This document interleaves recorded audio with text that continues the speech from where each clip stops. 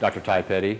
I am an assistant professor in biological oceanography at University of South Carolina, Beaufort. I focus on microalgae or phytoplankton, but I'm also really interested in water quality in general. So phytoplankton are essential to the water quality of an estuarine system, but they are also influenced by this water quality too. And so, like most coastal areas, we're seeing a huge increase in growth, which means land use changes, and as that occurs, what's going on land ultimately influences what goes on in water.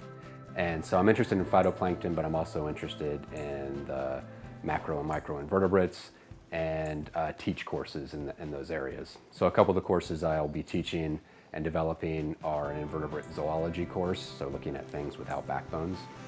And it's really a marine invertebrate zoology course. And so we'll take opportunities to go out into the marsh, like behind me, and possibly get out in some boats and collect organisms and really see what they look like and how they behave in their natural environment, in addition to having live and preserved specimens in the lab. I'm developing a biological oceanography course that will have some of the similar components where we get out in boats, do some trawls and tows to collect water samples and organisms out in the environment and really look at them in their natural environment. My research lab is rather broad because I have some broad interests, and so I think that really helps the students. The reason they're coming to college is to get a job, right? And so that's the utmost importance, is to help them achieve that and find a job.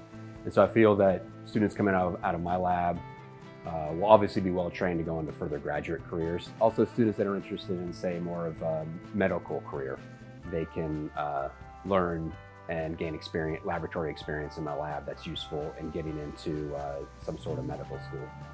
On top of that, there are state and local organizations and institutes. So nationally, labs like NOAA are a good landing ground for students doing environmental research and monitoring.